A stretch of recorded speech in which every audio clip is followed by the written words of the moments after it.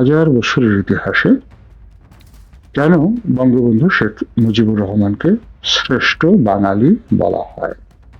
আমাদের এই ভূখণ্ডের যদি আপনি হাজার বছরের ইতিহাস ধরেন, 1000 বছর মানে আজ থেকে 1000 বছর আগে কত ছিল? 1024। আসসালামু আলাইকুম রহমতুল্লাহি ওয়াবারাকাতুহু। সম্মানিত দর্শক, আমাদের জাতীয় সত্তা এবং জাতীয় ইতিহাস এগুলো নিয়ে যে স্মরণকালের চক্রান্ত শুরু হয়েছে এবং আমাদের এই যে সমসাময়িক কালে এমন কতগুলো ফেতনা ফ্যাসাদ আপদ বিপদ জাতির ঘাড়ের উপর চেপে বসেছে, একজন ইতিহাসের ছাত্র হিসেবে আমি নিকট অতীতে এরকম ঘটনা নিজে কখনো দেখিনি, আর এরকম কোনো ঘটনা অতীতে কখনো ঘটেছে তাও আমরা জানি না। আমাদের মহান মুক্তিযুদ্ধ, এই মহান মুক্তিযুদ্ধকে ছোট করার জন্য, খাটো করার জন্য এখন যে সকল প্রচার এবং প্রপাগান্ডা চলছে গত 3 মাস ধরে, এটি আমাদেরকে আগামী দিনে, আমাদের স্বাধীনতাকে আগামী দিনে, সার্বভৌমত্বকে কোথায় যে নিয়ে যাবে আমরা এখনো পর্যন্ত তা কিন্তু আন্দাজ করতে পারছি না। আমি যখন এমপি হয়েছিলাম, সংসদ সদস্য নির্বাচিত হয়েছিলাম, তখন জাতীয় সংসদে একটা বক্তব্য দেওয়ার সুযোগ আমার হয়েছিল এবং এটা সম্ভবত জীবনের প্রথম বা দ্বিতীয় বক্তব্য। তো সেই বক্তব্যে আমি বলার চেষ্টা করেছিলাম যে 1024 সনে আমাদের এই বাংলা কেমন ছিল। অবাক হয়ে যাবে যে আমাদের এই বাংলা ওই সময়টিতে, সেই যে এখন যে দক্ষিণ ভারত মানে নরেন্দ্র মোদীর যে এলাকা, সেই এলাকাতে একটি বংশ ছিল চালুক্য বংশ। তো চালুক্য বংশ দক্ষিণ ভারতের যারা রাজনীতি করেন, টিল নাও এখন পর্যন্ত তারা কিন্তু দক্ষিণ ভারত নিয়েই ব্যস্ত থাকেন। দক্ষিণ ভারতে অনেক বড় বড় রাজা মহারাজা এসেছেন, কিন্তু তারা কখনো দিল্লির দিকে এগুননি, দিল্লি অতিক্রম করেননি, তারা দক্ষিণ ভারত নিয়েই ব্যস্ত থেকেছেন। এর মধ্যে শিবাজির মতো যোদ্ধা ছিলেন।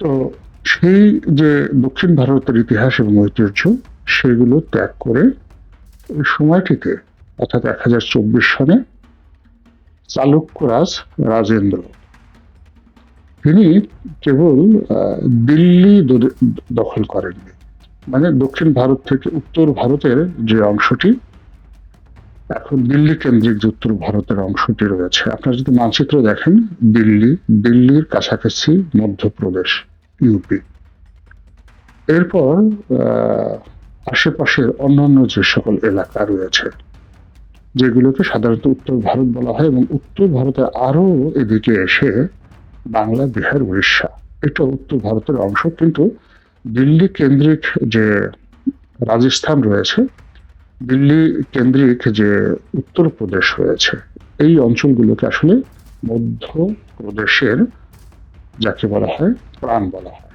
যমুনা নদীর তীরবর্তী অর্থাৎ দিল্লি, আগ্রা, এই এলাকাগুলো যমুনা বিধৌত একটা ত্রিবেণী সঙ্গমের মতো এলাকা।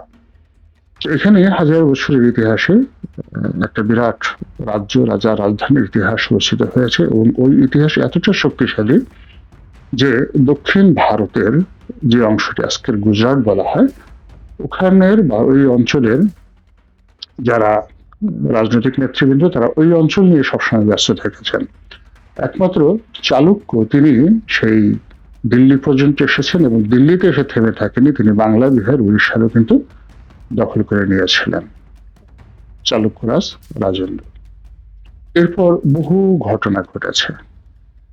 আমাদের এই অঞ্চল প্রতি 10 বছর, 20 বছর, 5 বছর এরকম সময়ের মধ্যে বহুবার বিভক্ত হয়েছে। এরকম বাংলাদেশের যে হাজার বছর ইতিহাস, সেই হাজার বছর ইতিহাসের আজকের যে মানচিত্র, এই মানচিত্রটি কখনোই একত্রে ছিল না, কোনো অবস্থাতে এক ছিল না বিফোর 1971 সন। তো এখন 1971 সনের আগে অর্থাৎ যখন পাকিস্তান হলো, এই পাকিস্তানের মধ্যেও কিন্তু বেশ কয়েকবার সেই করিমগঞ্জ নিয়ে ভারতের সঙ্গে আমাদের অনেক টানাপোড়েন চলেছে। তখনও মানচিত্রটা স্ট্যাবল হয়নি। তো যা হোক, ৭১ আমরা যে মানচিত্রটা পেয়েছি, এটি সর্বকালের ইতিহাসের একমাত্র মানচিত্র এরকম ভাবে আমরা কখনো পাইনি। ২ নম্বর হলো যে ৭১-এ আমরা যে স্বাধীনতা পেয়েছি, এই স্বাধীনতার সঙ্গে হাজার বছরের ইতিহাসের অন্য কোনো স্বাধীনতার ন্যূনতম, যাকে বলা হয়, তুলনা করা যাবে না। এর কারণ হলো যে এর আগে ধরুন শামসুদ্দিন ইলিয়াস শাহ, তিনি আমাদের দেশের লোক ছিলেন না এবং তিনি কার্যত পার্টলি স্বাধীন ছিলেন। ফখরুদ্দিন মুবারক শাহ দিল্লির বিরুদ্ধে স্বাধীনতা ঘোষণা করেছিলেন, পারেননি। তারপরে ইলিয়াস শাহ পারেননি। এরপর ধরুন যাকে বলা হয় এই এলাকাতে যেটা হবে হোসেন শাহী বংশ, আলাউদ্দিন হোসেন শাহ, তো তিনি একটা ভালো শাসন ব্যবস্থা চালু করেছিলেন, কিন্তু ওরকম কার্যত তিনি স্বাধীন ছিলেন, কিন্তু এই যে বাংলার যে এখন যে অবস্থা, এরকম ছিল না। শশাঙ্কর আমলে অনেক একটা বিরাট আমাদের একটা, যাকে বলা হয়, ইতিহাস ঐতিহ্য আছে ভূখণ্ডের, কিন্তু স্বাধীনতার ইতিহাস শশাঙ্ক দেওয়া হবে না, হর্ষবর্ধনকে দেওয়া হবে না, পাল সেন আমল দেওয়া হবে না। ওই ইতিহাসের থেকে সম্পূর্ণ একটা নতুন ইতিহাস রচিত হয়েছে ১৯৭১ সনে, যে ইতিহাসের পেছনে অন্তত পক্ষে ২০ বছরের কন্টিনিউয়াস সংগ্রাম ছিল। ১৯৫০ থেকে ৫২ থেকে কিংবা ধরেন ৪৭ থেকে কন্টিনিউয়াস একটা সংগ্রাম, এবং এই সংগ্রামের বিরাট অংশ, অর্থাৎ যদি আপনি ধরুন ২০ বছরের সংগ্রাম ১৯৫১ থেকে ১৯৭১ সাল পর্যন্ত, এই ২০ বছরের সংগ্রামে রাজনৈতিক নেতৃত্বের কেন্দ্রে কোনো একটি মানুষ ২ বছরের বেশি থাকতে পারেনি। সেটি হোসেন শহীদ সরওয়ার্দীর কথা বলেন, কিংবা মৌলানা আব্দুল হামিদ খান ভাসানীর কথা বলেন, অথবা আপনি শেরে বাংলা ফজলুল হকের কথা বলেন, বঙ্গবন্ধুর কথা বলেন। এখন এই বঙ্গবন্ধুকে বাদ দিয়ে বাকি যে নেতৃত্ব বলেন, তারা তাদের দল, তাদের ব্যক্তিগত কারিশমা এবং তাদের রাজনৈতিক নেতৃত্বের যে ম্যাগনেটিক পাওয়ার, এটি নট মোর দেন 24 মান্থস, ২৪ মাসের বেশি তারা কেউ শীর্ষ পর্যায়ে ছিলেন না। একমাত্র বঙ্গবন্ধু শেখ মুজিবুর রহমান সেই যে ৫৮ থেকে একেবারে ৬৮ পর্যন্ত টানা ১০টি বছর রাজনীতির ১ নম্বর ব্যক্তি ছিলেন। ১ নম্বর ব্যক্তি ছিলেন, যেটি স্বাধীনতা পূর্ববর্তী যে ২০ বছরের ইতিহাস, সেখানে তার মতো করে এইরকম ১০ বছর কন্টিনিউয়াসলি জাতির অবিসংবাদিত নেতা, অনলি ওয়ান। বাকি যারা ছিলেন তারা সাহায্যকারী ছিলেন। যেমন এখন বাংলাদেশে যদি শেখ হাসিনাকে ধরেন, তার কন্টেম্পোরারি খালেদা জিয়াকে আপনাকে কল্পনা করতে হবে, জয়কে যদি ধরেন কন্টেম্পোরারি তারেক জিয়াকে চিন্তা করতে হবে। কিন্তু এককভাবে একেবারে অবিসংবাদিত নেতা হিসেবে বাংলাদেশ এখন কেউ নেই, নো ওয়ান। তাদের কন্টেম্পোরারি রয়েছে, কিন্তু ১৯৫৮ থেকে একেবারে ৬৮ পর্যন্ত বঙ্গবন্ধুর কন্টেম্পোরারি একজন সিঙ্গেল নেতা বাংলাদেশে ছিলেন না। এবং এই কারণে যত আন্দোলন, যত ইতিহাস, মুক্তিযুদ্ধ পূর্ববর্তী যত কিছু, সবই বঙ্গবন্ধুর কেন্দ্রিক এবং সবই আওয়ামী লীগ কেন্দ্রিক। এখানে আমরা এখন অনেককে ফাউন্ডিং ফাদার বানানোর চেষ্টা করছি, অনেকের যে ভূমিকা সেটিকে আমরা বড় করার চেষ্টা করছি। আওয়ামী লীগের যে হালামলের ব্যর্থতা, দুর্নীতি, অনিয়ম, পরাজয়, এগুলোকে কেন্দ্র করে ক্রোধের বসে। কিন্তু ইতিহাসের যদি পর্যালোচনা করেন, তাহলে আপনি দেখবেন যে আওয়ামী লীগের সঙ্গে সিপিবির, আওয়ামী লীগের সঙ্গে ভাসানী ন্যাপের, আওয়ামী লীগের সঙ্গে মুসলিম লীগের, আওয়ামী লীগের সঙ্গে ধরেন সেই অন্যান্য যে সকল ছোট ছোট পার্টি আছে, কমিউনিস্ট পার্টি আছেন, পূর্ব বাংলা সর্বহারা পার্টি আছেন, এই পর্যন্ত ১০০ পার্টি ছিল ৫৮ থেকে ৬৮ সাল পর্যন্ত। একটারও অবস্থা আপনি আওয়ামী লীগের মানে সাথে কন্টেম্পোরারি ছিল না। এখন বিএনপি কন্টেম্পোরারি আওয়ামী লীগের কন্টেম্পোরারি বিএনপি, কিন্তু বিএনপি কন্টেম্পোরারি জামাত নয়। আবার জামাতের কন্টেম্পোরারি সেই এখন যে রাস্তাঘাটে ছোট ছোট দলগুলো আছে সেগুলো নয়। তো কিন্তু আওয়ামী লীগ যেটা ছিল সেটা হলো এমন একটা জায়গাতে ছিল, তখন তাদের সঙ্গে তুলনীয় এরকম কোনো দল সেখানে ছিল না। অ্যাট দ্য সেম টাইম দলের যিনি প্রধান ব্যক্তি তিনিও বাংলাদেশের রাজনীতিতে অবিসংবাদিত ছিলেন, সর্বোচ্চ ঊর্ধ্বে, মানে সুপ্রিম লিডার। আবার তার নিজের দলের মধ্যে, এখন আমরা তাজউদ্দিন সাহেবকে নিয়ে কথা বলছি, সবাই কথা বলছি, সবাই ছিলেন যাকে বলা হয় তার শিষ্য, তার ভাবধারায় তার একান্ত অনুগত এবং তারই হাতে সৃষ্টি করা রাজনৈতিক নেতা।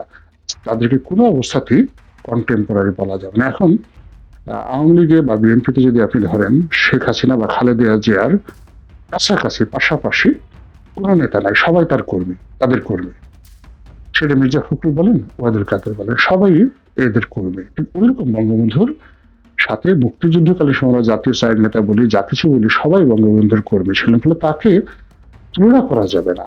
এই কারণে বলা হয় যে আমাদের যে মুক্তিযুদ্ধ, এই মুক্তিযুদ্ধের সঙ্গে আর কোনো কিছুরই তুলনা করা যাবে না। আর আমাদের যে নেতা বঙ্গবন্ধু, তার যে ইতিহাস, এই ইতিহাসের সঙ্গে আর কারোর ইতিহাস তুলনা করা যাবে না, সামঞ্জস্য না। সবার ভিন্ন ইতিহাস রয়েছে, সফলতা রয়েছে, তারপরে শেষে ইতিহাস রয়েছে, ঐতিহ্য রয়েছে, কিন্তু বঙ্গবন্ধুর মতো না। তো বাংলাদেশ, স্বাধীন বাংলাদেশ, মুক্তিযুদ্ধ, বঙ্গবন্ধু, এটা একটা অনন্য ইতিহাস এবং এই ইতিহাস কিয়ামত পর্যন্ত এই জমিনে থেকে যাবে।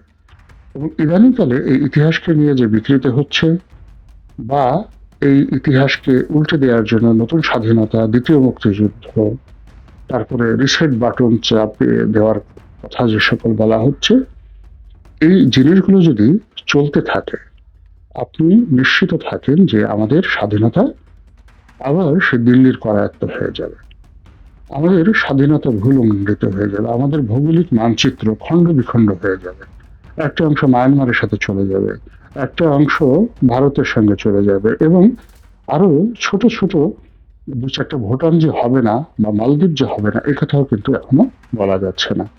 তো কাজেই আপনি যখন গভীর সমুদ্রে পড়ে যান, তখন আপনার যে লাইফ জ্যাকেটটা থাকে, তদ্রুপ এইরকম এই জাতির যে লাইফ জ্যাকেট, সেই লাইফ জ্যাকেট হলো আমাদের মহান মুক্তিযুদ্ধ বা মুক্তিযুদ্ধের ইতিহাস। এবং সেই ইতিহাসের জনক, সেই ইতিহাসের যাকে বলা হয় স্থপতি, সেই ইতিহাসের নেতা বঙ্গবন্ধু শেখ মুজিবুর রহমান। এই জিনিসগুলো মাথার মধ্যে ঢোকাতে হবে আপনার আমার সকলের স্বার্থে। আর এখানে যারা আঘাত করছেন তারা বয়সে নবীন এবং না বুঝে, আর যারা আঘাত করছেন বয়সে প্রবীণ, তারা বিদ্বেষ প্রসূত এবং পাকিস্তানের পক্ষ হয়ে কিংবা ভারতের পক্ষ হয়ে অতীতের পরাজয়ের তাদের যে গ্লানি, সেই গ্লানিটা মুছে দেওয়ার জন্য। আরেক গ্রুপ যারা আওয়ামী লীগ দ্বারা খুবই ক্ষতিগ্রস্ত হয়েছেন, তারা আওয়ামী লীগকে ছোট করার জন্য এই মুক্তিযুদ্ধ এবং বঙ্গবন্ধু এটা নিয়ে টানাটানি করছেন এবং নতুন ইতিহাস রচনা করার চেষ্টা করছেন। আশা করি সবাই তার যে শুভবুদ্ধি, নিজেদের মধ্যে যে অন্তর্নিহিত শুভবুদ্ধি, সেই শুভবুদ্ধির উদয় ঘটাবেন হৃদয় মাঝারে এবং দেশ এবং জাতির জন্য কাজ করে যাবেন।